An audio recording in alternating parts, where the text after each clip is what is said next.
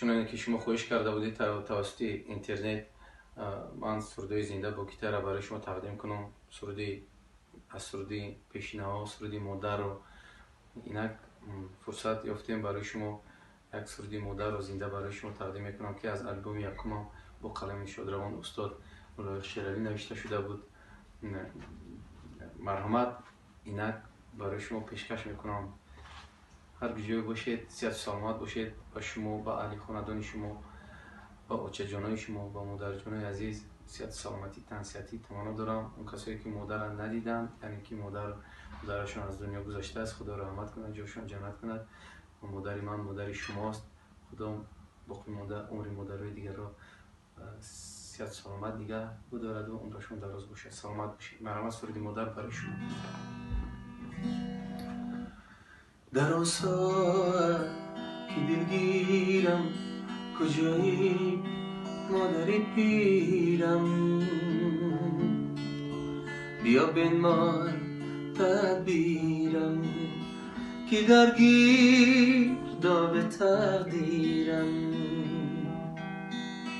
در آن ساعت که دلگیرم کجایی مادر پیرم،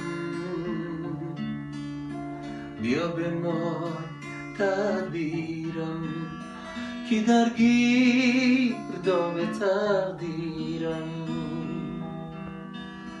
دلم خواهد نوازیش های دستانی تو را امروز، دستان تو را امروز. دلم خواهد نگاهی چشم مستانی تو را امروز، مستان تو را امروز. در آن ساعت که دلگیرم کجایی مادر پیرم، بیا بنمای تدبیرم که درگیر داغ تقدیرم. دلم خواهد دعایت را، دو دستت را چو دو بالی پرستوها به سوی قبله بگشاده، خدا را از فلک ها بر زمین خوانده. گسلم کرده ای برای دور، سپس از پشتی من گریسته ای در خود فرو مانده. مادر مادر، در آن ساعت که دلگیرم کجایی مادر پیرم، بیا بنمای تدبیرم که درگیر داغ تقدیرم.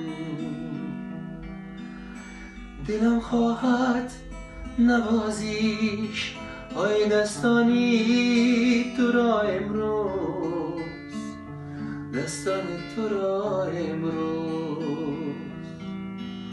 دلم خواهد نگاهی چشم مستانی تو را امروز،